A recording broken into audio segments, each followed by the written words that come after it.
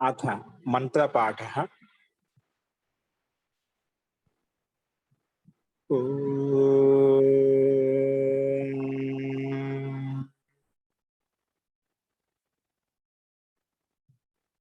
सहना भवतु सहनौ भुनक्तु सह वीर्यं करवावहै तेजस्विनावधीतमस्तु मा विद्विषावहै। ओम शांति शांति शांति।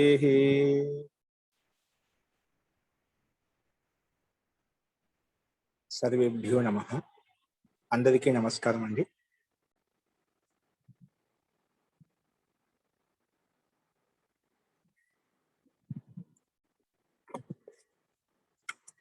నిన్న చెప్పిన పాఠంలో గత పాఠాలు ఎవరికైనా సందేహాలు ఉన్నాయండి? ఆచార్య జీ చెప్పండి. మొన్న పాఠంలో లుక్ తద్దితలుకి ఆ సూత్రంలో అనేన తద్దితలుకి సతి ఉపసర్జనస్య స్త్రీ ప్రత్యయస్య లుక్ భవతి అని ఉంది కదా. ఉపసర్జనస్య అంటే ఏంటండి అర్థం కొంచెం ఒకసారి చెప్తారా? ఉపసర్జ అంటే ప్రథమ నిర్దిష్టం సమాస ఉపసర్జనం. సూత్ర విధాయక అంటే సమాస విధాయక సూత్రం అయితే ఉందో ఏం చెప్పాను, సమాస విధాయక సూత్రంలో అంటే సమాసం చేసే సూత్రం ఏదైతే ఉందో ఆ సమాసం చేసేటువంటి సూత్రంలో ప్రథమ విభక్తితో ఏ పదమైతే నిర్దిష్టమైందో, ప్రథమ విభక్తి నిర్దిష్ట పదం ఏదైతే ఉందో దానికి ఉపసర్జన పేరు. ప్రథమ నిర్దిష్టం ప్రథమ విభక్తి నిర్దిష్టమైన పదం ఏదైతే ఉందో యత్ పదం తద్ ఉపసర్జన సంజ్ఞకం భవతి, దానికి ఉపసర్జన అని పేరు.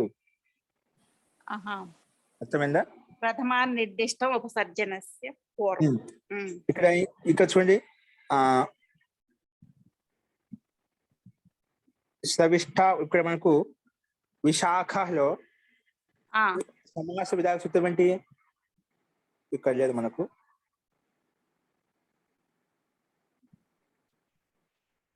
ఇక్కడ సమాసం చేయలేదు మనం డైరెక్ట్ గా. విశాఖాయాం జాతః, విశాఖ అంటే చెప్పుకున్నాం సమాసం.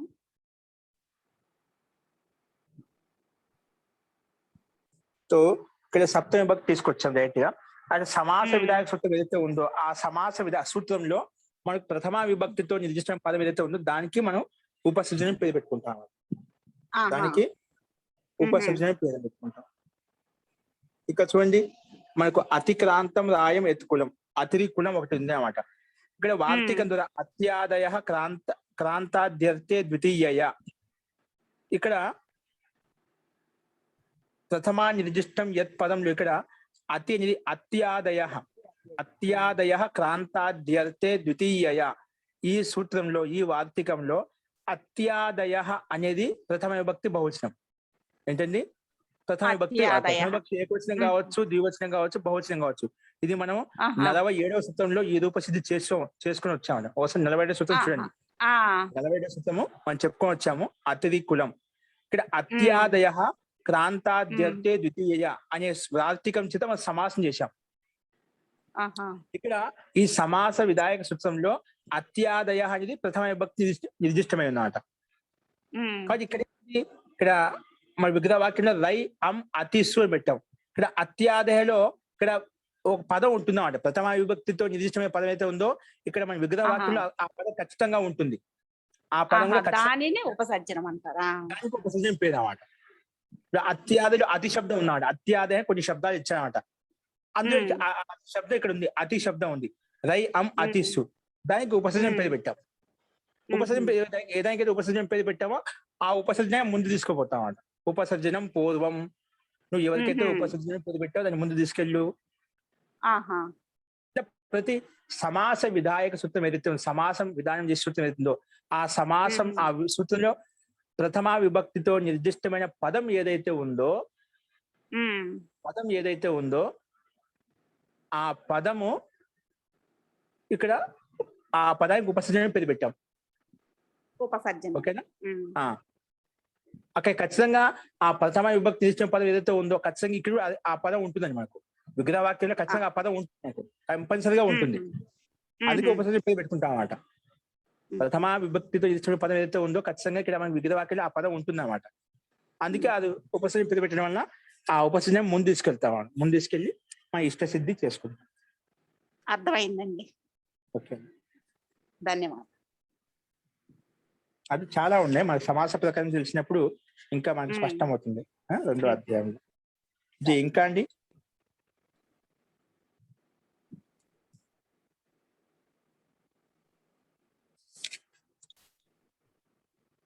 ఇప్పుడు ప్రత్యయ లుక్స్ లు లుపహ మొత్తం ఎగ్జామ్స్ అయిపోయాయి మనకు. ఎంతవరకు అయిపోయాయి? ఒకటే అయిపోయిందండి. విశాఖ ఒకటే అయిపోయిందా? ఒకటేనండి. ఇప్పుడు స్తౌతి రాసుకోండి. స్తౌతి, స్తౌతి అంటే స్తు ధాతుకి స్తౌతి అంటే లట్లకార ప్రథమ చేయవచ్చింది. స్తౌతి అంటే స్తుతి చేస్తున్నాడు.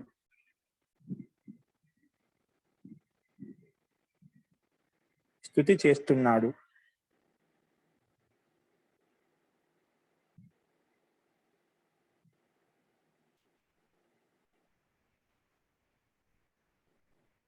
స్తుతి చేస్తున్నాడు.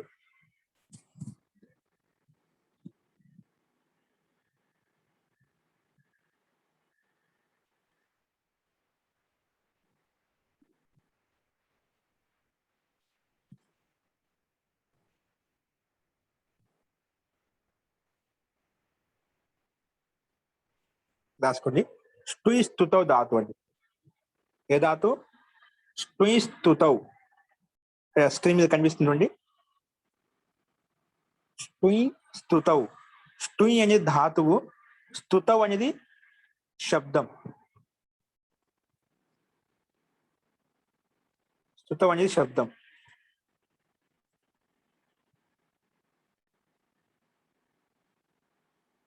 అంటే స్తుతో దానికి అర్థం కదండి. స్తుతి అర్థంలో స్తుయి ధాతు ఉంది. స్తుతి అర్థంలో ఈ ధాతు ఇచ్చామట. ఓకే, సరే. దీనికి రాసుకోండి, దీనికి ఎదుగు రాసుకోండి. అది స్తుతో అంటే బ్రాకెట్ లో పెట్టుకోండి.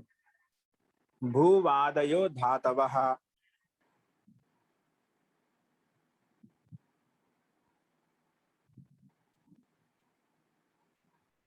अन्य सूत्रेण स्टु इत्यस्य धातु संज्ञा भवति.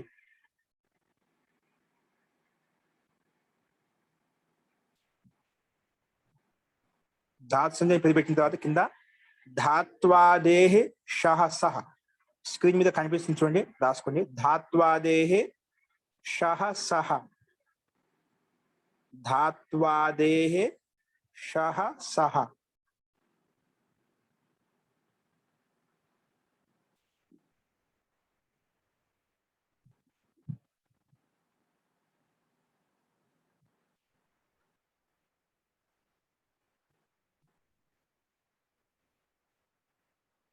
ధాత్వాదేహ షహ సహ.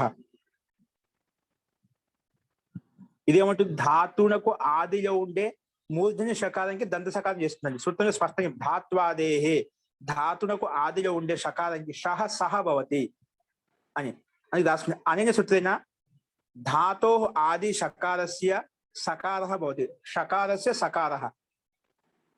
ధాతో ఆది షకారస్య సకారః భవతి.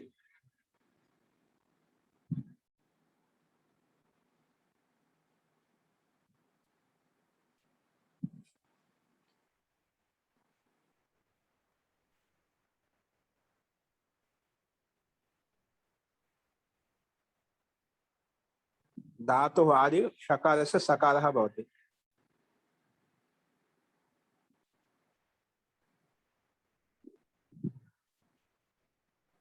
तो సకారం చేస్తే ఏమవుతుంది? వెంటనే ఆ దంత సకారంగా మారిపోగానే దాని పక్కన టూ ఉంది కదా, స్టూ టకారము తకారంగా మారిపోతుంది. టవర్గము తవర్గంలో మారిపోతుంది. ఎందుకంటే ఇక్కడ మూర్ధన్య షకారం ఉంది కాబట్టి ఇక్కడ టవర్గం పక్కన ఉంది. అది మూర్ధన్య షకారం మారిపోగానే వెంటనే ఆ టకారం కూడా తకారంలోకి మారిపోతుంది, స్టూ అయిపోతుంది అన్నమాట. అందుకే దాని కింద ఏం రాస్తుంటే నైమిత్తికస్య అపాయే నిమిత్తస్య అపాయ నైమిత్తికస్యాపి అపాయః రాయండి. వార్తికం కింద రాయండి. ఇది రాసే ధాత్వ అనన్య సూచన ధాతో ఆది షకారస్య సకారः భవతి. అంటే దాని కింద వార్తికం రాసుకుంది. నిమిత్తస్య అపాయే కింద రాయండి వార్తికం పెట్టి. నిమిత్తస్య అపాయే నైమిత్తికః అపి అపాయః. నిమిత్తస్య అపాయే, నిమిత్తం అంటేది మూర్ధన్య శకారం తొలగిపోయినప్పుడు దాని యొక్క నైమిత్తికం, ఆ మూర్ధన్య శకారం వల్లనే ఇది టకారం ఉందన్నమాట. ఆ నైమిత్తికం కూడా తొలగిపోతుందన్నమాట. నిమిత్తం తొలగిపోయినప్పుడు దాని వెంట ఉన్నటువంటి టకారము తవర్గంలోకి మారిపోతుంది, వెంట అది తొలగిపోతుంది అన్నమాట. అదే నిమిత్తస్య అపాయే నైమిత్తికస్యాపి అపాయః. ఓకే, ఈ వార్తికం ద్వారా టకారం కూడా మారిపోయింది అన్నమాట. అది కింద వచ్చి స్తూ వచ్చింది. స్తూ రాయండి. స్తూ వచ్చింది. స్తూ రాయండి. స్తూ. ఓకేనా, ఇది మిగిలిన మాట. స్టూ అనేది స్తూగా మారిపోయింది. యకారానికి అనుబంధ లోపం చేస్తామండి. అది పూర్వవత్తు, అది గుర్తుపెట్టుకుని హలంత్యం తస్సు లోప అదస్సు లోప రకంగా స్టూలో ఉండే యకారం మటుకు అనుబంధ లోపం చేసేయండి డైరెక్ట్ గా. ఓకేనా, అది యకారానికి తస్సు లోప సారీ హలంత్యం తస్సు లోప అదస్సు లోప ప్రకారంగా అయిపోతుంది. అస్తు స్తూ మిగిలింది. ఇప్పుడు ఏం మిగిలింది? స్తూ. ఇప్పుడు దీనికి ఎందుకు రాసుకుని మళ్ళీ వర్తమాన లట్, వర్తమాన లట్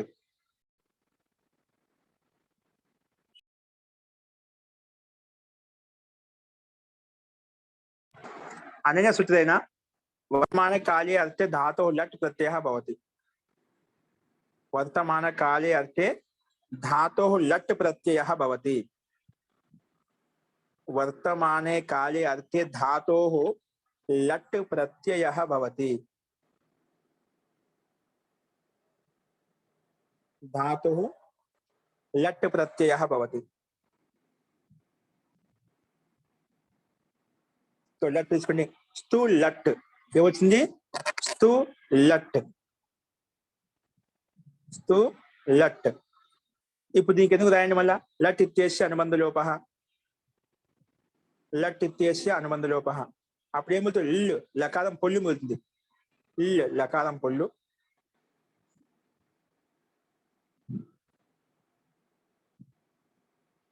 అప్పుడు స్తు ఇల్లు మిగిలింది. ఇప్పుడు రాయండి దానికి ఎదురుగా లహ కర్మణి చ భావే చాకర్మకేభ్యః. ఇల్లు లాకి ఎదురుగా లహ కర్మణి చ భావే చాకర్మకేభ్యః.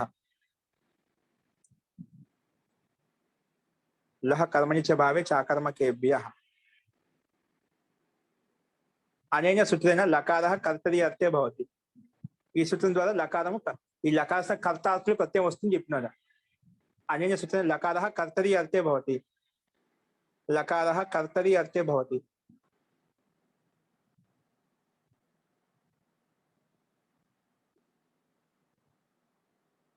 लकारः कर्तरी अर्थे भवति.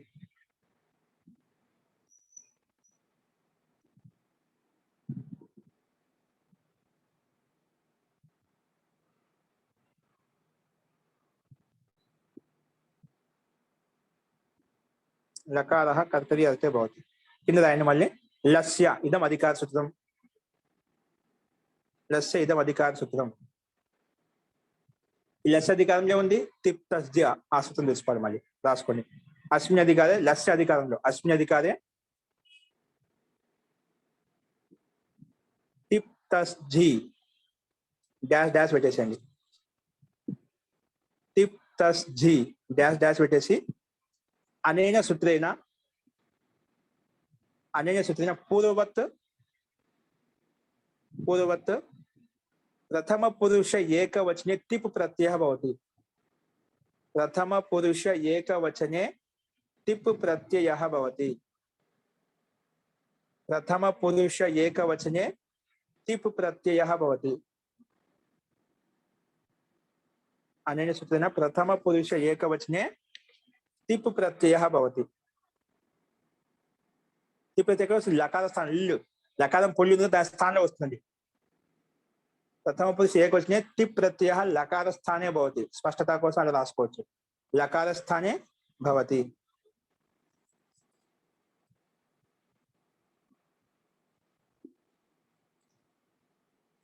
ఫస్ట్ రాసుకోండి.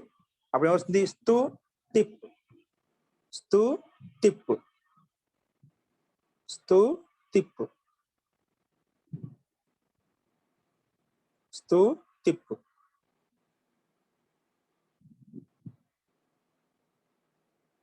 ఇప్పుడు దాన్ని మళ్ళీ తింగ్షిత్ సార్వధాతుకం, దానికి ఎదురుగా స్తూ తిప్పుకి ఎదురుగా దాన్ని తింగ్షిత్ సార్వధాతుకం, తింగ్షిత్ సార్వధాతుకం అనేన సూత్రేణ తిప్ ఇత్యస్య సార్వధాతుక సంజ్ఞా, అనేన సూత్రేణ తిప్ ఇత్యస్య సార్వధాతుక సంజ్ఞా భవతి, తిప్ ఇత్యస్య సార్వధాతుక సంజ్ఞా భవతి.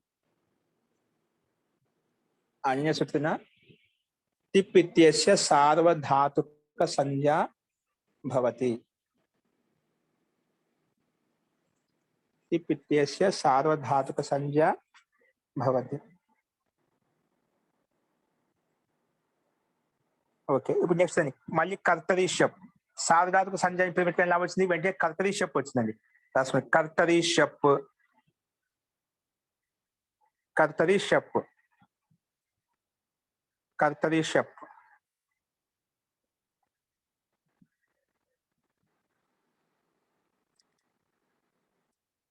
అనేన సూత్రేణ, అనేన సూత్రేణ कर्तरी सार्वधातुके परतः, कर्तरी सार्वधातुके परतः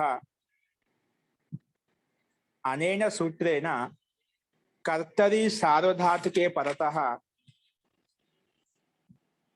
अनेन सूत्रेण कर्तरी सार्वधातुके परतः, कर्तरी सार्वधातुके परतः धातोः शप् प्रत्ययः भवति, धातोः शप् प्रत्ययः भवति, धातोः शप् प्रत्ययः भवति, धातोः शप् प्रत्ययः भवति.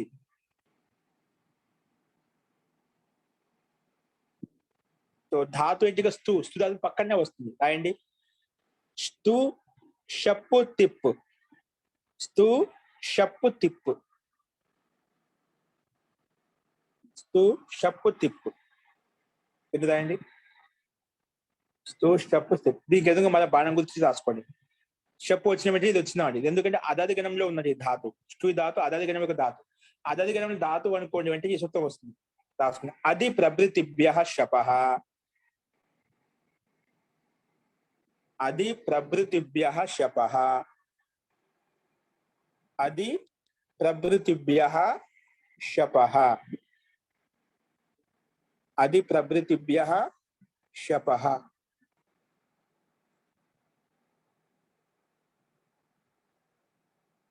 అనేన సూత్రేణ, అనేన సూత్రేణ అదాదిగణ పఠితేభ్యః ధాతుభ్యః,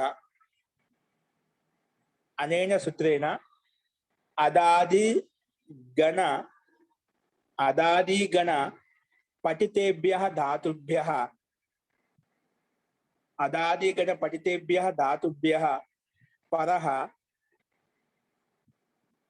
అదాదిగణ పఠితేభ్యః ధాతుభ్యః పరః, అదాదిగణ పఠితేభ్యః ధాతుభ్యః పరః శపః లుక్ భవతి, శపః లుక్ భవతి, శపః లుక్ భవతి. ఇదేమంటుందండి? అదాది రాసుకోండి ముందు, అదాదిగణ పఠితేభ్యః ధాతుభ్యః పరః శపః లుక్ భవతి. ఏమంటుందంటే అదాది గణం, అదాది గణంలో ఉన్నటువంటి ధాతు ఏదైతే ఉందో దాని పక్కన ఎప్పుడు చెప్పు వచ్చినా వెంటనే ఈ సూత్రం లుక్ చేయి అంటుంది. ఏమంటుంది? అదాది గణ పఠితేభ్య అంటే అదాది గణంలో ఏ ధాతు వచ్చినా కూడా దాని పక్కన చెప్పు వచ్చినప్పుడు వెంటనే ఇది వచ్చేసి లుక్ చేస్తుంది. అదాది గణంలో ఉండే ధాతులతోటి ఈ సూత్రం ప్రకారంగా చెప్పు లుక్ అవుతుంది. ఇప్పుడు లుక్ అంటే ఏమిటి అన్నప్పుడు మనం ఈ ప్రక్క సూత్రం వస్తుంది. లుక్ చేయండి, ఏం చేయాలి? చెప్పు లుక్ చేయమని చెప్పి లుక్ అంటే ఏం చేయాలి? అప్పుడు వస్తుంది లుక్. లుక్ ఇతికిం రాసుకోండి, లుక్ ఇతికిం అన్నప్పుడు ఇప్పుడు ఇది వస్తుంది. ప్రత్యయస్య లుక్ స్లు లుపః, ప్రత్యయస్య లుక్ స్లు లుపః, ప్రత్యయస్య లుక్ స్లు లుపః.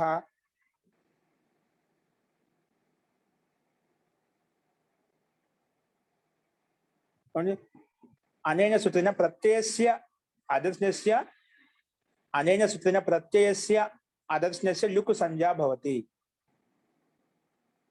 అనేన ప్రత్యయస్య అదర్శనస్య లుక్ సంజ్ఞా భవతి. అనేన సూత్రేణ ప్రత్యయస్య అదర్శనస్య లుక్ సంజ్ఞా భవతి. అంటే ప్రత్యయాన్ని ఏదానికి లుక్ అని చెప్పావు, చెప్పండి లుక్ అన్నాం, దాన్ని అదర్శనం చేయాలి, అంటే కనిపించకుండా చేయాలి, దాన్ని లుక్ అంటాము. ప్రత్యయస్య అదర్శనస్య లుక్ సంజ్ఞా భవతి. చేయండి, కనిపించకుండా చేయండి, అప్పుడు ఏమవుతుంది, స్తూ టిప్ మిగులుతుంది. ఏమవుతుంది, స్తూ టిప్, స్తూ టిప్, స్తూ టిప్. ఇప్పుడు దీనికి ఎదుగు రాయండి. టిప్ ఇత్యస్య అనుబంధ లోపః, టిప్ ఇత్యస్య అనుబంధ లోపః, టిప్ ఇత్యస్య అనుబంధ లోపః, టిప్ ఇత్యస్య అనుబంధ లోపః.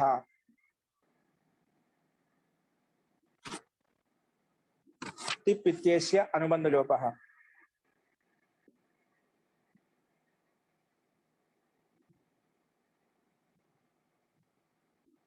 టిప్ ఇత్యస్య అనుబంధ లోపః. అనుబంధ లోపం ఏమవుతుంది, పకారం వెళ్ళిపోతుంది, ఓన్లీ టీ మిగులుతుంది. ఏమవుతుంది, పకారం వెళ్ళిపోతుంది, ఓన్లీ టీ మిగులుతుంది. స్తూ టీ తీసేయండి, పకారం తీసే స్తూ టీ, టిప్గా టీ మిగులుతుంది. స్తూ టీ, స్తూ టీ. ఇప్పుడు దీనికి ఎదుగు రాసుకోండి, దీనికి ఎదుగు రాసుకోండి.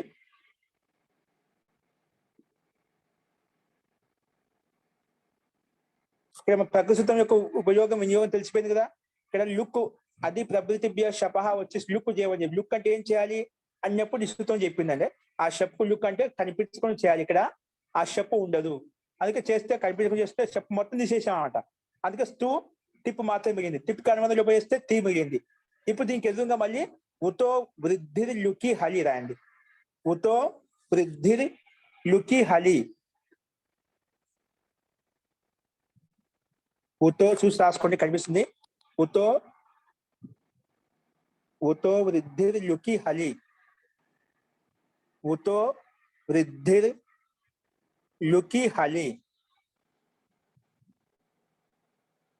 ఉతో వృద్ధిర్ లుకి హలి.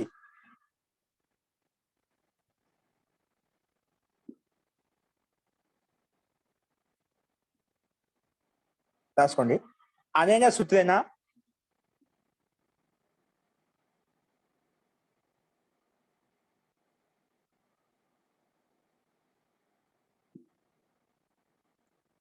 అనేన సూత్రేణ హలాది పిత్ సార్వధాతుకే పడతాహ. టిప్ లో పిత్ కదా, పకారం గీతి చేసాం కదా మనం, అందుకే పిత్ సార్వధాతుకం. ఇది ఏ సార్వధాతుకమో, టిప్ లో పకారం గీతి చేసాం కాబట్టి పిత్ అంటామట. కాబట్టి పిత్ సార్వధాతుక సంధి ఆల్రెడీ ఉంది, ముందే పైన పెట్టుకున్నామట. హలాది అది హలాది కూడా హల్ ఆదిలో ఉంది. టిప్పులో తకల హల్ కదా, అది ఆదిలో ఉంది, అందుకే హలాది సార్వధాతుకే పడతాహ. హలాది హలా అనేన సూత్రేణ హలాది పిత్ సార్వధాతుకే పడతాహ. అనేన సూత్రేణ హలాది పిత్ సార్వధాతుకే పడతాహ. హలాది పిత్ సార్వధాతుకే పడతాహ. అనేన సూత్రేణ హలాది పిత్ సార్వధాతుకే పడతాహ.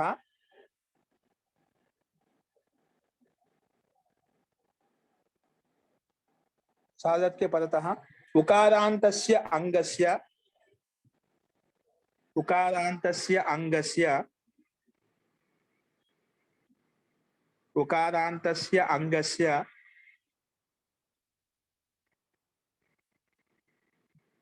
వృద్ధిర్ భవతి. ఉకార స్థూల ఊ కదా, అది ఉకారాంత అంగం. ఉకారాంతస్య అంగస్య వృద్ధిర్ భవతి. ఉకారాంతస్య అంగస్య వృద్ధిర్ భవతి. ఉతో వృద్ధిర్ లుకి అంటే లుక్ అయినప్పుడు వస్తుంది, బాగా రాదు. అంటే షప్క లుకి సతి, లుక్ చేసినప్పుడు మాత్రమే సూత్రం వస్తుంది.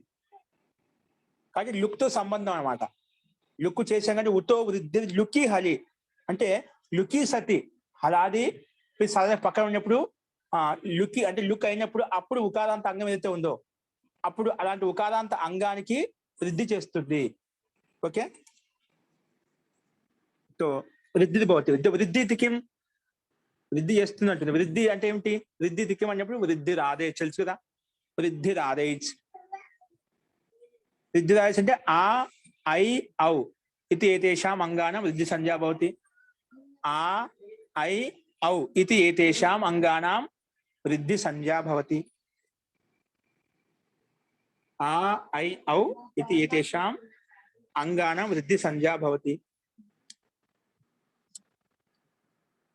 కానీ ఇక్కడ 3 వచ్చాయి. స్థూలో ఉండే ఉకారం ఒకటి ఉంది. ఆ చేసుకోవాలన్నా, ఐ చేసుకోవాలన్నా, ఔ చేసుకోవాలి. ఏమొస్తాయి మూడిట్లో వృద్ధి అంటే? దానికి నిర్ణయం కోసం స్థానేన్ తరతమః, స్థానేన్ తరతమః, స్థానేన్ తరతమః, స్థానేన్ తరతమః, స్థానేన్ తరతమః అనేన సూత్రేణ స్థానే సదృశతమః ఆదేశः భవతి. స్థానే సదృశతమః ఆదేశः భవతి. స్థానే సదృశతమః ఆదేశः భవతి అంటే ఏదైతే అత్యంత సదృశంగా ఉందో అది ఆదేశంగా పెట్టుకోని చెప్పారు. ఇక్కడ ఏముంది? ఊకి సదృశంగా ఉండేది ఆ ఐ ఔలోంచి ఆ కంఠస్థానము, ఐ కంఠతాలు, ఔ అనేది కంఠోష్టం. ఇక్కడ ఊ అనేది ఓష్టవర్ణము, ఔ అనేది ఓష్టవర్ణం. కొంచెం ఓష్టం కలిసింది కాబట్టి అవే వస్తుంది. ఊ స్థానంలో ఔ వస్తుంది అన్నమాట. కాబట్టి రాసుకోండి. స్థవ్ అయిపోతుంది. స్థవ్ ప్లస్ తి, స్థవ్ ప్లస్ తి కలిపితే స్థౌతి అయిపోయిందా? స్థవ్ ప్లస్ తి స్థౌతి, స్థవ్ ప్లస్ తి స్థౌతి. ఈ రకంగా స్థౌతి ఇతి రూపం సిద్ధ్యతి, స్థౌతి ఇతి రూపం సిద్ధ్యతి. ఓకే అండి. ఈ రకంగా మనకు స్థౌతి అనే రూపం సిద్ధించింది.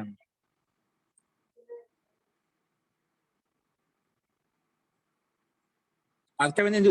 ఇందులో ఏదైనా సందేహం ఉందా? స్థౌతి ఇతి రూపం సిద్ధ్యతి. ఇక్కడ మనకు స్తూ షప్పు తిప్పు ఈ స్థితిలో అధి ప్రభృతిభ్య శప అనే సూత్రం వచ్చేసి అదాది గణంలో ఉండేటువంటి ధాతువు కాబట్టి దాని పక్కన షప్పు వచ్చిందంటే దాన్ని లుక్కు చేస్తాను. లుక్ అంటే ఏం చేయాలి అన్నప్పుడు ప్రత్యయస్య లుక్ స్లు లుపహ అనే సూత్రం వచ్చేసి నువ్వు ఎవరికైతే షప్పుకు లుక్ అని చెప్పావో దాన్ని కనిపించుకొని చేయి. కనిపించేసిన తర్వాత వెంటనే అలా చేసినందుకు, లుక్కు చేసినందుకు ఈ సూత్రం వచ్చిందన్నమాట. ఉతో వృద్ధి లుకి హలి, ఎక్కడైతే లుక్కు చేశావో అటువంటి ఉకారాంత అంగం ఉంటే దానికి వృద్ధి అవుతుంది. మాకు వృద్ధి చేయడానికి ఏ సూత్రం లేదు అన్నమాట. ఈ సూత్రం లుక్ చేయడం వలన వృద్ధి చేసింది అన్నమాట. ఇప్పుడు మనము ఈ సూత్రానికి చెప్పుకున్న అర్థంలో లుకి అనే దానికి అర్థం రాలేదు కదండి. ఏంటండి? ఊతో వృద్ధి లుకి హలి అనే సూత్రానికి అర్థం చెప్పుకున్నాం కదా. హలాది పిత్ సార్వధాతుకే పరతః ఉకారాంతస్య అంగస్య వృద్ధిర్భవతి అని చెప్పుకున్నాం కదా. దాని మీ దగ్గర పుస్తకం ఉందా? ఉందండి. దాని అర్థం చెప్పండి ఒకసారి. ఓపెన్ చేయండి. 7-3-89, 7-3-89 ఓపెన్ చేయండి.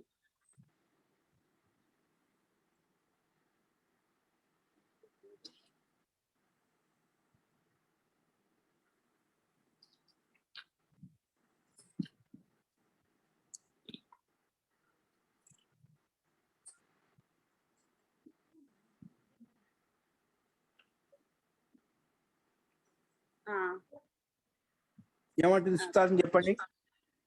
అర్థమండి.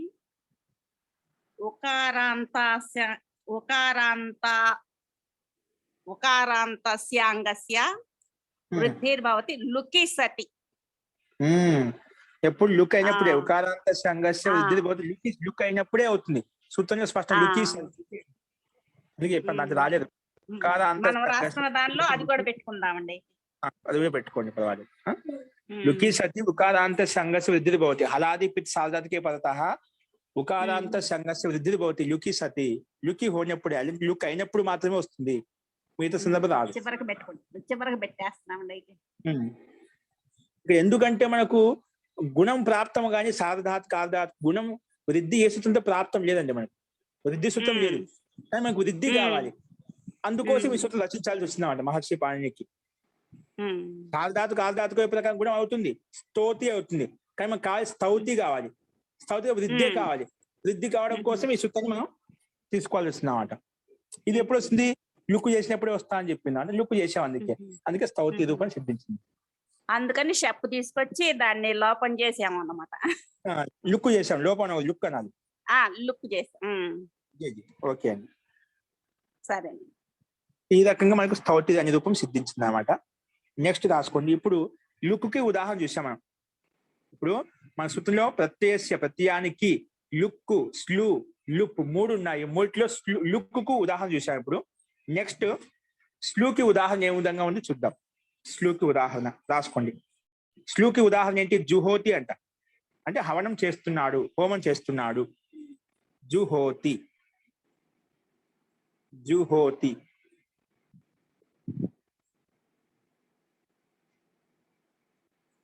జుహోతి. ఓకే, ఇది ఒకసారి వినండి. కేవలము ఉదాహరణ చాలా చక్కగా రాయొచ్చు. మీరు ఒకసారి చెప్తున్నాను, అంత వివరంగా చెప్తాను, వినండి. ఇక్కడ ముందు అది స్క్రీన్ మీద కనిపించే చూడండి. మీరు అది చూసి మీరు రాసుకొని రావచ్చు కూడా. ఒకసారి చూడండి. జుహోతి అంటే ఏమిటి? హవనం చేస్తున్నాడు. ఇది స్లూకి ఉదాహరణ. ఎడ్డింగ్ అట్లా పెట్టుకోండి. స్లూక ఉదాహరణ పెట్టి రూపం పెట్టి జుహోతి రూపం మనం సిద్ధించాలి, సాధించాలి. జుహోతి రూపం ఎలా సిద్ధిస్తుంది మనకు? హూ ధాతుతోటి. హూ దానా దానయో. హూ దానా ఆదా అంటే దానం ఇవ్వడము, తీసుకోవడం, ఇలాంటి అర్థాలు ఇది కూడా అర్థం వస్తుందన్నమాట. దాన ఆదానయో, ఈ ధాతు యొక్క అర్థం అంటే దాన ఆదానం, దానం చేయడం, ఆదానం తీసుకోవడం, ఇలాంటి అర్థంలో ఈ ధాతు ఉంది. సరే, ఇక్కడ మనకు హూ అనే ధాతు దానాదానయో అనేది బ్రాకెట్ లో పెట్టుకోండి. ఇది దాని యొక్క మీనింగ్. సో హూ ధాతు చేత జుహోతి అనే రూపం సిద్ధిస్తుంది. ఇది కూడా జుహోతి ఏంటి? స్తౌతి ఏ విధంగా అయితే లట్లకార ప్రథమ పురుష ఏకవచనమో, ఇది కూడా లట్లకార ప్రథమ పురుష ఏకవచనం, జుహోతి రూపం. ఓకే, సో ఇది ఎలా తయారవుతుంది? హూ ధాతు చేత తయారవుతుంది. సో అందుకే హూ దానా దానయో అని హెడ్డింగ్ పెట్టుకుని ధాతుని సైడ్ ని పెట్టుకున్న తర్వాత అది బ్రాకెట్ లో పెట్టుకుని, ఇప్పుడు దీనికి ఎదురుగానే హూ దానా దానయో ఎదురుగా బాణం గుర్తు ఇచ్చేసి భూవాదయో ధాతవ అనన్య సూత్రేణ హూ ఇత్యస్య ధాతు సంజ్ఞా భవతి అని ధాతు సంజ్ఞ పేరు పెట్టుకుంటాం. ధాతు సంజ్ఞ పేరు పెట్టిన తర్వాత పైన చెప్పిన విధంగానే ఇక్కడ అనుబంధ లోపం ఏమి లేదు మనకు. అనుబంధ లోపాలు చేసేది ఏమి లేవు. అందుకే మనం డైరెక్ట్ గా ధాతుకు అధికారంలోకి వెళ్ళిపోతాం. ఎక్కడికి వెళ్ళిపోతాం? ధాతోహ్ ఇదం అధికార సూత్రం. ధాతుని పేరు పెట్టిన ధాతోహ్ ఇదం అధికార సూత్రం. అస్మిన్ అధికారే. మరి ఈ అధికారానికి వెళ్ళి ఏం చేస్తాం? పైన చెప్పిన విధంగా లట్ లకారం. వర్తమానే లట్ ధాతుకు అధికారంలో ఉంది. వర్తమానే లట్ అనే సూత్రేణ వర్తమాన కాలే అర్థే ధాతో లట్ ప్రత్యయ భవతి. వర్తమాన కాల అర్థంలో ధాతువు చేత లట్ ప్రత్యయం వస్తుంది. వర్తమాన కాలంలో ధాతువు చేత వస్తుంది, లట్ ప్రత్యయం వస్తుంది. అందుకే హూ ధాతుకి పక్కనే వచ్చి ప్రత్యయ పరశ్చ ప్రకారంగా హూ ధాతుకి పక్కన లట్ ప్రత్యయం వస్తుంది. లట్ వచ్చిన తర్వాత వెంటనే లట్ ఇత్యేసి అనుబంధ లోప పైన చెప్పిన విధంగా అనుబంధ లోపం చేసుకుంటాం. అనుబంధ లోపం చేసుకుంటే ఏమవుతుంది? ఇల్లు లకారం పొల్లి మొలుతుంది. అనుబంధ లోపం ఎలా చేశాము? లట్లో టకారానికి హలంత్యము, లకారంలో ఉండే అకారానికి ఉపదేశే అజనునాశికి ఇత్తు ప్రకారంగా ఇత్తని పెట్టిన తర్వాత తస్య లోప అదర్శనం లోప ప్రకారంగా లోపం అయిపోతుంది. ఓకే, అప్పుడు ఏమవుతుంది? హూ ఇల్లు లకారం పొల్లి మొలుతుంది. ఇప్పుడు మళ్ళీ పైన చెప్పిన విధంగానే లహ కర్మనిత్య భావే చాకర్మకేభ్య అని ఈ సూత్రం ప్రకారంగా అనన్య సూత్రేణ లకార కర్తరి అర్థే భవతి. ఈ లకారం ఏ అర్థంలో వచ్చింది? కర్త అర్థంలో వచ్చిందన్నమాట. ఇప్పుడు జుహోతి అంటే యజ్ఞం చేస్తున్నాడు, చేస్తున్నాడు ఏదో ఒక వ్యక్తే కదా, కాబట్టి కర్తార్థంలో లకారం వచ్చిందన్నమాట.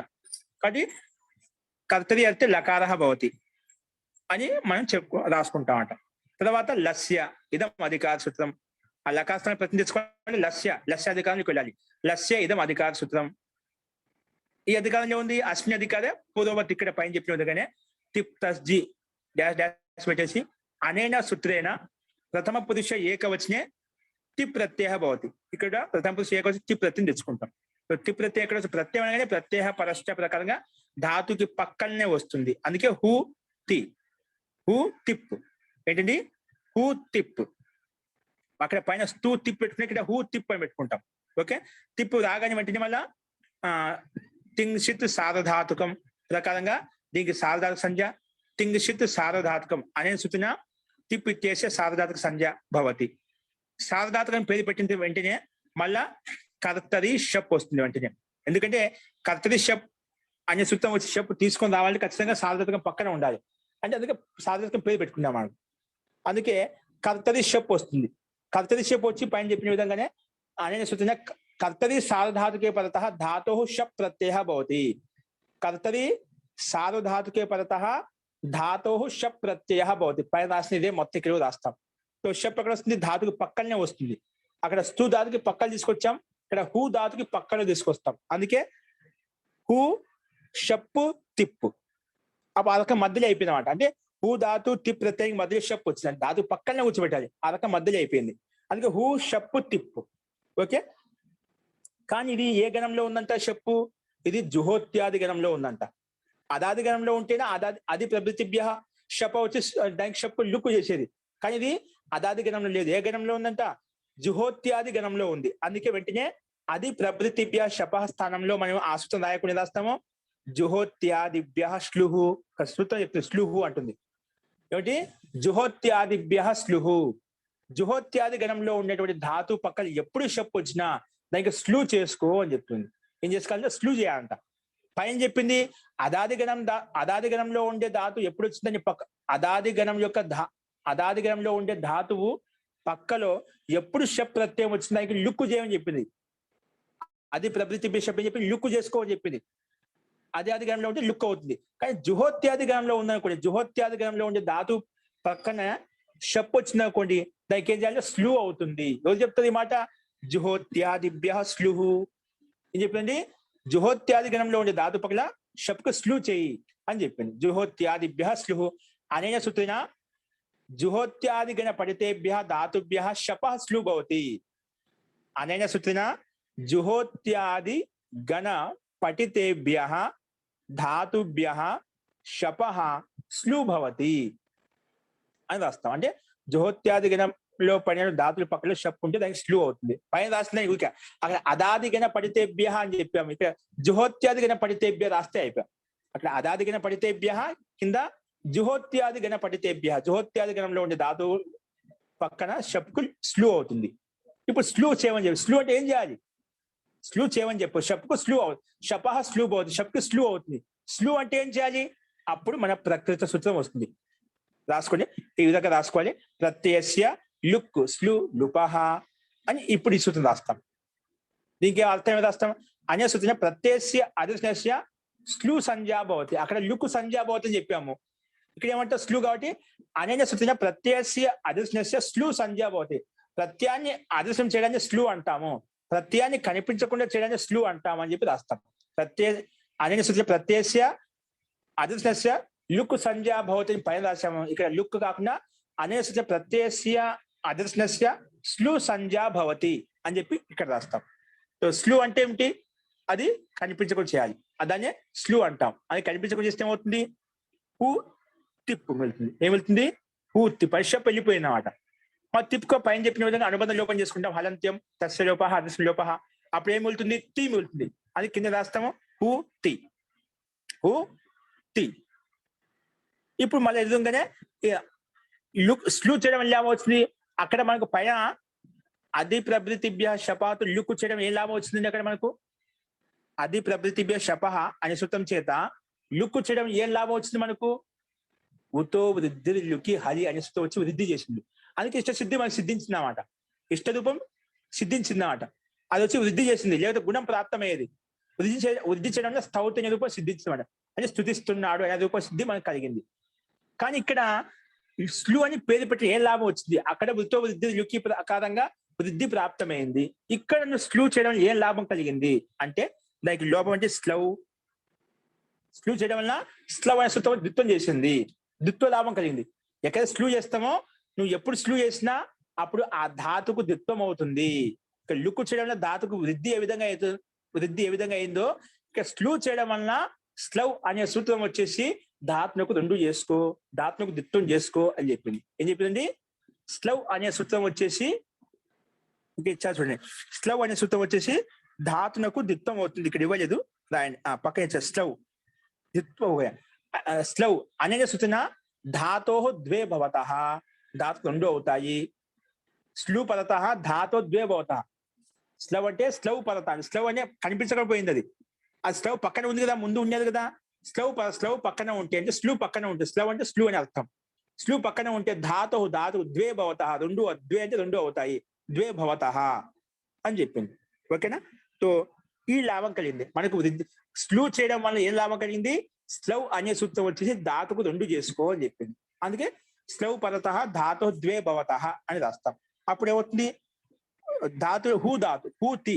ఇప్పుడు ధాతు రెండు వేసుకుంటే హూ హూ తి అలా వస్తుంది. రెండు ఒకటి ఉంది, అలా ఇంకోసారి పెట్టుకుంటే రెండు అయిపోతాయి. అందుకే హూ హూ తి అలా వచ్చింది అన్నమాట.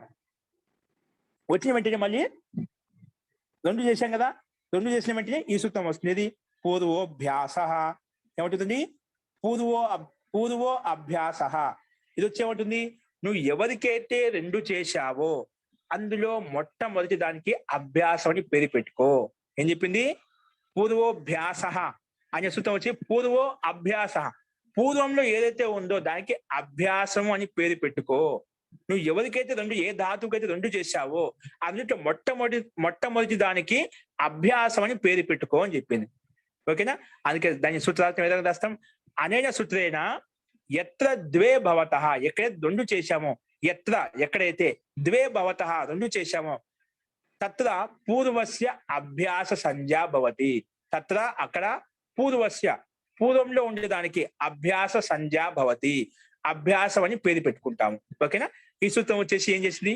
నువ్వు రెండు చేసిన దాంట్లో మొట్టమొదటి అభ్యాసం పేరు పెట్టింది. ఈ సూత్రం యొక్క పని ఏంటి? ఒక పేరు పెట్టింది, నామకరణం చేసింది, అభ్యాసం పేరు పెట్టింది.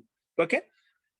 అభ్యాసం పేరు పెట్టిన ఎలా వచ్చింది? వెంటనే కుహోష్చు అనే సూత్రం వచ్చిందండి. అభ్యాసం పేరు పెట్టిన తర్వాత కుహోష్చు అనే సూత్రం వచ్చింది. ఇదేమంటుంది వచ్చి?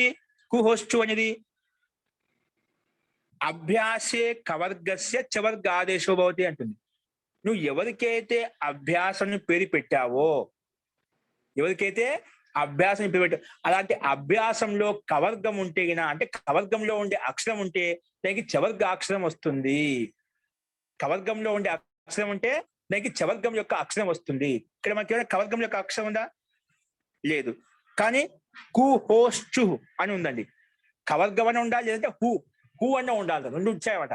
కవర్గంలో ఉండే 5 అక్షరం ఏదో ఒక క ఖ గ ఘ ng, ఈ 5 అక్షరాలు ఏదో ఒక అక్షరం ఉండాలి అభ్యాసంలో. లేదా హూ సూత్రం ఇచ్చాడు. హూ అంటే హూ అని అర్థం. హూకే హూ అయిపోతుంది. హూ అన్న ఉండాలి. అప్పుడు కవర్గం ఉంటే చవర్గం అయిపోతుంది. హకారం ఉన్న కూడా చవర్గం వచ్చేస్తుంది.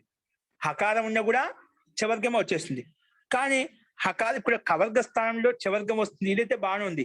కవర్గంలో ఎన్నో అక్షరం అయితే ఉంటే చవర్గంలో అన్నో అక్షరం పెట్టుకోవచ్చు.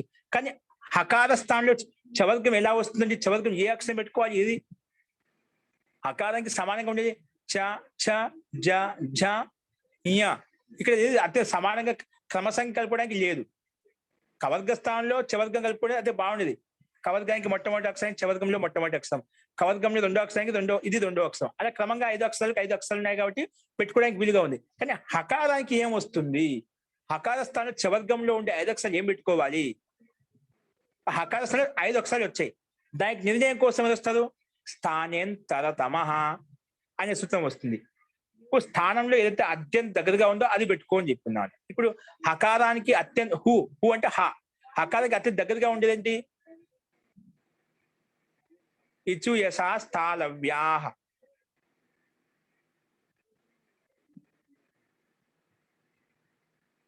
ఇప్పుడు స్థానాంతరం ప్రకారంగా మనం స్థానం ప్రయత్నం కలిపి, ఇప్పుడు స్థానం కలిగే ప్రయత్నం కదా, ఆభ్యాంత ప్రయత్నం ప్రకారంగా ఏమవుతుందంటే మనకు చవర్గం వస్తుందండి. ఏమొస్తుంది? చవర్గం చకారానికి అంటే హూ స్థానంలో జా వస్తుంది. ఏమొస్తుంది? అభ్యాసంలో ఉండే హూ స్థానంలో జా వస్తుంది. ఎందుకంటే హూకి కొంచెం ప్రయత్నం సమానంగా ఉందన్నమాట. ఏంటి అది? శిక్షా సూత్రం మీకు రేపు చెప్తాను ఏ సూత్రం ప్రకారంగా వచ్చినది. హూ స్థానంలో హకార స్థానంలో దీనికి జకారం వస్తుందన్నమాట. కవర్గ స్థానంలో లేదా హకార స్థానంలో చవర్గం వస్తుంది చెప్పాడు. కవర్గ స్థానం మనకు సమానంగా ఉంటాయని ఇబ్బంది లేదు, పెట్టుకోవచ్చు. కానీ హకార స్థానంలో చవర్గంలో ఉండే అక్షరం జానే ఎందుకు వస్తుంది? అది మీకు ఆ శిక్షా సూత్రం రేపు చెప్తాను.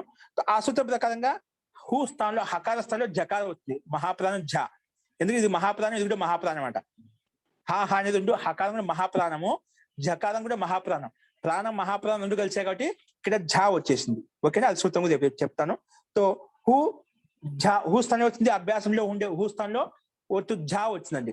హకాసం ఝ వచ్చింది, ఝాలో హాలో హూ ఎలా అయితే ఉందో అలాగే ఇక్కడ కూడా హూ అలాగే ఉండిపోయింది. అందుకే జూ హూ తి అయిపోయిందండి. అయిపోయింది జూ మొత్తం మహాప్రాణం ఝ, జూ హూ తి. పక్కన ధాతు ఎలా ఉందో అలాగే ఉంది.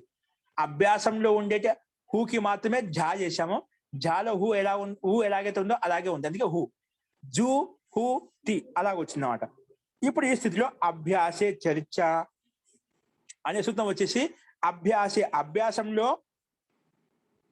ఉండేదానికి జస్ అవుతుంది, చెరు కానీ జస్ గానే అవుతుంది. ఇక్కడ ఈ సూత్రం ప్రకారం జస్ వస్తుంది. అభ్యాసంలో ఏదైతే ఉందో దాని స్థానం జస్ చేసుకో, అంటే ఏ వర్ణం అయితే ఉందో ఆ వర్ణానికి జస్ చేసుకో అని చెప్పి. అంటే అది ఏ వర్గం అక్షరం, ఇది చవర్గం యొక్క అక్షరం చ ఛ జ ఝ. ఇది మహాప్రాణంగా ఝ మహాప్రాణం.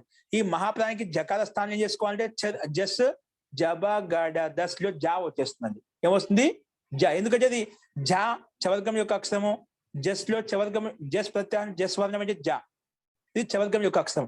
అందుకే మహాప్రాణ స్థానంలో అల్ప ప్రాణం వస్తుంది, ఝా స్థానంలో సామాన్య జకారం వస్తుంది. అప్పుడు ఊ ఎలా ఉందో అలాగే ఉంది, ఓన్లీ ఝా స్థానంలో మాత్రమే సామాన్య జకారం వస్తుంది. అప్పుడు జూ అయిపోయింది, జూ హూ తి. అభ్యాస చర్చ వచ్చి చేసింది, అభ్యాసం నుండి ఉంటే ఒత్తు ఝా మహాప్రాణ స్థానంలో అల్ప ప్రాణం చేసింది. ఊ ఎలాగైతే ఉందో అలాగే ఉంది, అన్యాయం చేయలేదు. జూ హూ తి వచ్చిందా మనకు, జూ హూ తి. మన లక్ష్యం ఏంటి, జుహోతి. మన లక్ష్యం ఏంటి, జుహోతి. ఓకేనా, ఇప్పుడు జూ హూ తి వచ్చింది. ఇప్పుడు టీకి సాధారణ సంజ్ఞ ఉంది కాబట్టి సార్వధాతుక ఆర్ధధాతుకయో అనే సూత్రం వచ్చేసి ఊకి వృద్ధి చేసిందండి. సార్వధాతుక ఇక్కడ సార్వధాతుకే పరత అంగస్య గుణో భవతి. సార్వధాతుకంగానే ఆర్ధధాతుకంగానే పక్కన ఉంటే అంగానికి గుణం అవుతుంది. ఇక్కడ ఏంటి, టిప్ అనేది ప్రత్యయం కదా, టిప్ ప్రత్యయం పక్కన ఉంటే ముందు అంగం అయిపోతుంది. ప్రత్యయ పరత పూర్వస్య అంగ సంజ్ఞా భవతి. ఇక్కడ హూ ధాతుకి పక్కన టిప్ ప్రత్యయం ఉంది, ఆ ప్రత్యయం పక్కన ఉంటే ముందు అంగం అయిపోతుంది, అంటే హూ అంగం అయిపోయింది అనమాట. ఆ అంగంలో ఉండే ఉకారానికి జూ హూలో జూ హూ ఉంది కదా, ఉకారానికి గుణం అవుతుంది. ఉకారం గుణం ఏమవుతుంది, ఓ అయిపోతుంది. ఏమైపోతుంది, ఓ అయిపోతుంది. కాబట్టి ఊకి గుణం చేస్తే ఏమవుతుంది, హో. అది ఈ సూత్ర సార్వధాతుక ఆర్ధధాతుక దీన్ని అర్థం రాస్తాం అనే సూత్రం. సార్వధాతుకే పరత అంగస్య గుణో భవతి. అంగానికి అంటే హూ స్థాయికి గుణం ఏమవుతుంది, ఓ అయిపోతుంది. గుణం చేస్తే ఓ అయిపోయింది, కానీ ఓ అవుతుంది. కానీ ఎలా చెప్పింది, ఎట్లా వస్తుంది ఓ అంటే, గుణం అంటే ఏమిటి ముందు అన్నప్పుడు అదేం గుణ, గుణం చేసుకునే గుణం అంటే ఏమిటి అన్నప్పుడు స్పష్టత కోసం అదేం గుణ అనే సూత్రం వస్తుంది. అనేక సూత్రేణ ఆ ఏ ఓ ఇది ఏతేషాం వర్ణానాం అంగ గుణ సంజ్ఞా భవతి. ఆ ఏ ఓ ఇది ఏతేషాం వర్ణానాం గుణ సంజ్ఞా భవతి. గుణం అని పేరు వస్తుంది అన్నమాట. కాబట్టి ఇక్కడ ఈ మూడిట్లో ఏ వర్ణం తెచ్చుకోవాలి, దానికి సమాధానం కోసం స్థానేంతరతమ అనే సూత్రం వచ్చేసి స్థానే అంతరతమ ఆదేశో భవతి. స్థానంలో అయితే అత్యంత సదృశంగా ఉండే వర్ణం పెట్టుకో. ఏముంది ఇక్కడ, ఊకి స్థానం గుణంగా ఉండేది ఓనే మాత్రమే. ఇది ఊ ఓష్ట స్థానము, గుణంలో ఉండే వర్ణము ఓ కూడా ఓష్ట స్థానం. అంటే ఓష్ట స్థానం కలిసి ఊ స్థానం ఓ వచ్చింది. అందుకే గుణం చేస్తే జూహో అయిపోయింది. పకత్తి ఎలా ఉందో అలాగే ఉంది, జుహోతి అనే రూపం మనకు సిద్ధిస్తుంది. ఈ రకంగా జుహోతిలో మనకు స్లూ చేయడం అని ఎలా వచ్చింది, ధాతుకు ద్విత్వం చేసుకున్నాము. ద్విత్వం చేసుకున్న తర్వాత దానికి మొట్టమొదటి అభ్యాసం పేరు పెట్టాము. అభ్యాసంలో కుహోస్టు వచ్చేసి అభ్యాసంలో ఉండే హూకి దానికి జకారం చేశాము. ఆ జకారానికి మళ్ళీ సామాన్య జకారం చేసుకున్నాము. మళ్ళీ దాని పక్కన ఉండే హూ ధాతుకి గుణం చేస్తే హో అయిపోయింది. ఈ రకంగా జుహోతి అనే రూపం మనకు సిద్ధించింది. కాబట్టి ఇక్కడ స్లూ చేయడం వల్ల ఎటువంటి లాభం కలిగిందంటే ద్విత్వం కలిగింది.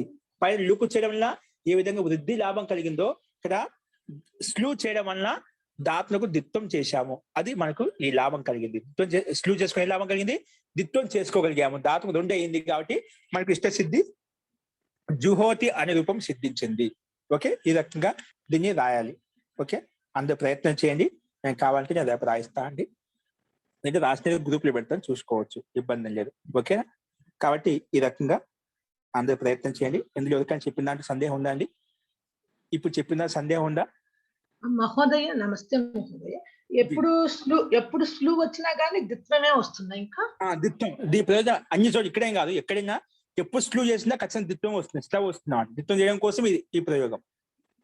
ఓకే. అంటే అట్లనే అదే విధంగా ఎప్పుడు లుక్ వచ్చినా గానీ దానికి మరి వృద్ధి అవుతుందా? ఇక్కడ వచ్చి స్లూ చేసినా వెంటనే జుహోత్యాదిభ్య స్లూ వచ్చిందంటే అయిపోయా.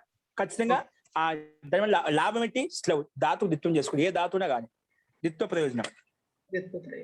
ఓకేనా? ఆచార్య నమస్తే. ఇంకా అండి? ఆచార్యజీ చెప్పండి. ఈ సూత్రం దొరికిందండి. హకారేణ చతుర్దాహ. చతుర్థ హకారం చేత చతుర్థ వర్ణాలు వస్తాయి. హకారం అంటే హకారం చేత చతుర్థ వర్ణాలు వస్తాయి. చతుర్థ వర్ణం ఎందుకు? ఇది చతుర్థం వస్తుందని చెప్పారు. చతుర్థ వర్ణం ఝ, అదే వస్తుంది. ఓకేనా? హకారం చేత చతుర్థ వర్ణాలు పెట్టుకోవాలి. ఎందుకు? ఇది మహాప్రాణము. కాబట్టి చతుర్థ వర్ణాలను కూడా మహాప్రాణాలు అంటే అవి పెట్టుకోవాలి. అది ఎందుకు పెట్టుకోవాలి? చకారమే. ఎందుకంటే కుహోశ్చులో కవర్గ స్థానంలో హకార చవర్గం వస్తుంది చెప్పి చవర్గం నుండి అక్షరం పెట్టుకోవాలి. చవర్గంలో చతుర్థ అక్షరం ఝ వస్తుంది. కాబట్టి హకారంగా చతుర్థ అనే శిక్షా సూత్రం ప్రకారంగా మనము ఝ పెట్టుకుంటామండి. ఆ ఝకి అభ్యాస సూత్రం తర్వాత హకారేణ చతుర్దాహ అనే సూత్రం కూడా రాయమంటారా? రాయాలండి. అది వదిలిస్తా. అతను సదృశంగా పెట్టుకోవాలి. అతను సదృశంగా ఎవరు చెప్తారు సదృశంగా ఉందని చెప్పి? ఈ సూత్రం చెప్తుంది. హకారేణ చతుర్థాహ, హకారం చతుర్థ వర్గాలు సదృశంగా ఉన్నాయి అని చెప్పి. చవర్గం కావాలి, చవర్గం వస్తుంది కానీ చవర్గంలో చతుర్థ వర్గం జా పెట్టుకుంటాం. ఓకేనా? గురుగారు నా పేరు వరలక్ష్మి అండి. చెప్పండి లక్ష్మి గారు. నేను ఈ రోజే మీ గ్రూప్ లో జాయిన్ అయ్యానండి. సంతోషం అండి, స్వాగతం మీకు. అంటే అదివరకు సంస్కృత భారతిలో పత్రాలయ ద్వారా కోవిద ఎగ్జామ్ రాశాను నేను. అది ఉత్తీర్ణురాలు అయ్యానండి. ఈ రోజు అంటే మీ వీడియోలు అన్ని చూశానండి, చాలా ఇంట్రెస్టింగ్ గా ఉన్నాయని జాయిన్ అయ్యాను. మీ ఆశీస్సులు కోరుతున్నాను. ఖచ్చితంగా అండి. మీరు మీరు ఫాలో అయ్యాలంటే దీంట్లో ఫాలో అవుతారు. ప్రయత్నిస్తాను. నమస్కారం అండి గురువు గారు. నా పేరు రాజ్యలక్ష్మి అండి. రాజ్యలక్ష్మి గారు, నేను ఇవాళ వరలక్ష్మి గారు నేను ఇద్దరం జాయిన్ అయ్యాము. నేను అంటే సంస్కృత భారతి నుంచి కోవిద రాసాము. మీ వీడియోస్ చూసాము, సరే ఇవాళ జాయిన్ అయ్యాను. ఓకే అండి, సంతోషం. దగ్గరికి వస్తుంది. మీకు వ్యక్తిగతంగా ఆశీస్సులు కావాలి.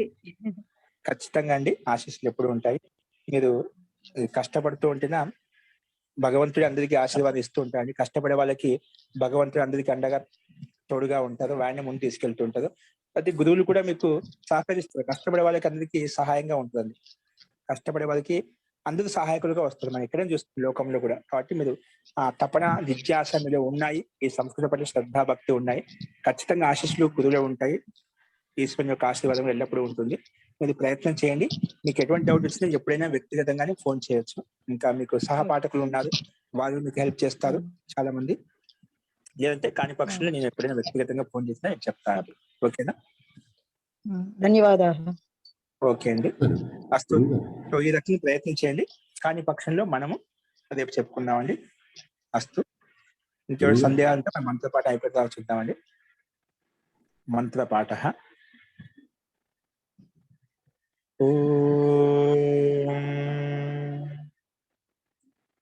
సర్వే భవంతు సుఖినః, సర్వే సంతు నిరామయాః, సర్వే భద్రాణి పశ్యంతు, మా కశ్చిద్ దుఃఖ భాగ్ భవేత్. ఓం శాంతి శాంతి శాంతి. సర్వేభ్యో నమః. అందరికీ నమస్కారం అండి. ధన్యవాదాలండి. నమస్తే. నమస్కారం గురుగారు. ధన్యవాదాలు మహోదయ. ओम नमस्ते सर, नमस्ते सर। नमस्ते महोदय। గురుగారు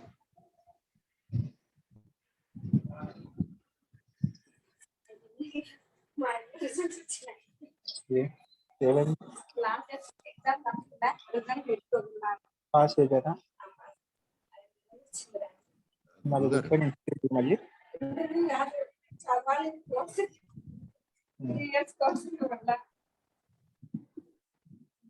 జీవిత సందేహాలు ఉన్నాయా? గురుగారు నా వాయిస్ వినిపించట్లేదు గురుగారు మీకు. జీ ఇప్పుడు వినిపిస్తుందండి, ఇప్పుడు చెప్పండి. మీరు ఇన్నట్లు చెప్తూ జస్ట్ మిస్ అయిపోయింది. ఎవరో డౌట్ కూడా అడిగారు. మహాప్రాణమైనటువంటి జకారము అల్ప ప్రాణం కింద ఎట్లాగైంది అన్నది అది మీరు చెప్పబోతుంటే కొంచెము మళ్ళా టాపిక్ ఏదో డైవర్ట్ అయింది.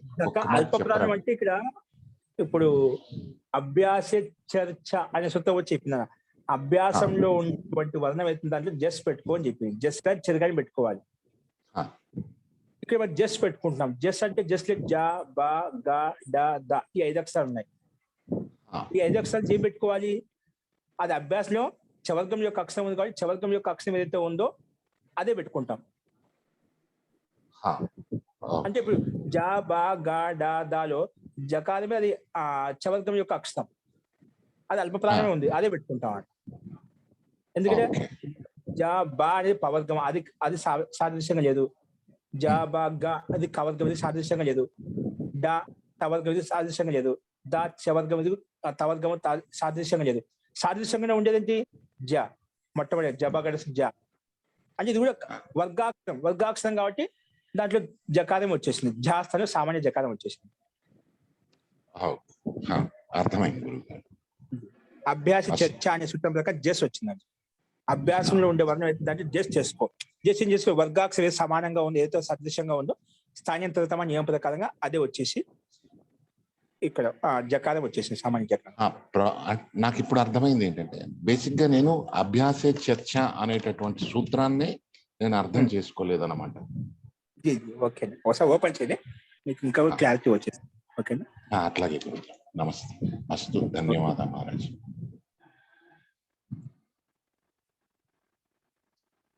ఓకే అండి, అస్తు. ఇంకా మీకు డౌట్ ఉంటే రేపు చూద్దామండి. సర్వేభ్యో నమః. సర్వేషాం శుభరాత్రి. నమస్కారం ఆచార్య. నమస్తే.